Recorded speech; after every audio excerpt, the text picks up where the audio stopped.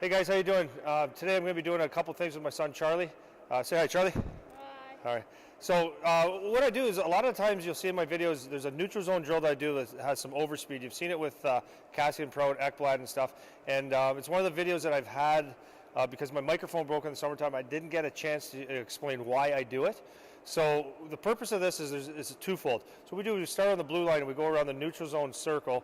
And what the emphasis is on that is to have a slow crossover with the intention of getting a full stride in the crossover. So it's just we're really paying attention to the crossovers and really feeling the movements as we go. Once we get out of the centerized circle, we start going nice and wide. So what I want, and then what we're doing here is we're keeping our feet in overspeed. So what we mean by overspeed is try to hit your maximum speed in a crossover for the entire time. So what I tell the guys is that you're not allowed to glide, you're not allowed to take a straight line stride, everything has to be in a crossover. In performing this drill in the overspeed part, what you're going to find is a lot of if you're younger, you got to really stay on the kids to stay wide, or else they're going to try to cheat the drill to go fast, and it won't be executed properly. So what you have to do is make sure that the guys stay outside the dots, so they're taking nice wide angles on the nets or pylons or whatever you're using to ensure that they have overspeed the whole time. So it can be challenging.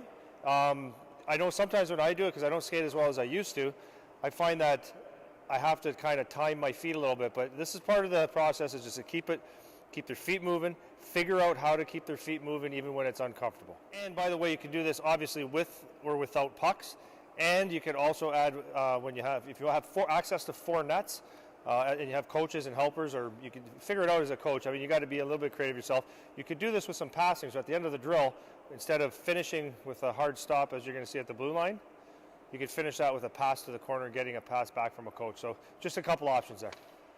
Okay, so Charlie, remember, focus on in the neutral zone on the circle, focus on long strides, long purposeful strides. Once you come out, make sure we're outside the dots in a full crossover to the other side.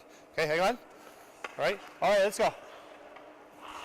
Okay, take your time, nice and purposeful, get low, push through, good. Stick is always to the middle on your crossovers, good.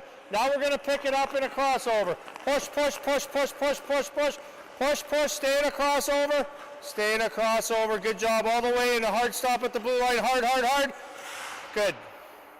Atta boy. So one of the things that you heard me say to Charlie, because it's very important when you're doing your turns, your stick is an extension of your upper body.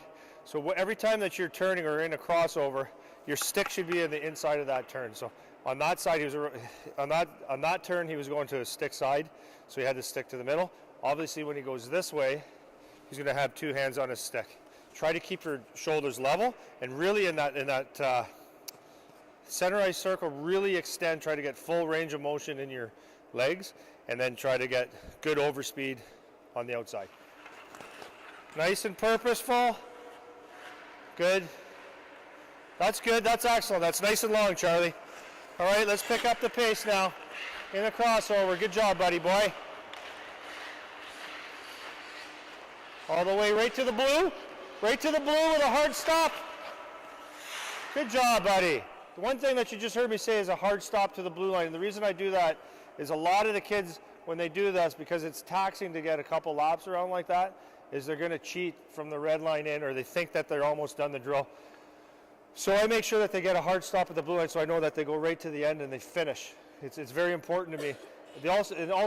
As a coach, one of the things you could say from a motivational piece is that when we're doing drills like this, kids can always find a way to cheat, and it's our job to make sure that they don't. So I always have a talk with them about finishing the drill, doing it right, and paying attention to details, because as they get to higher levels, paying attention to details is critical. So if a coach says to do this, do this. So in this drill, it's hard right to the blue line, so I want them hard right to the blue line. If they don't do it, I actually give them a little bit of crap. But I always do it in a teaching method.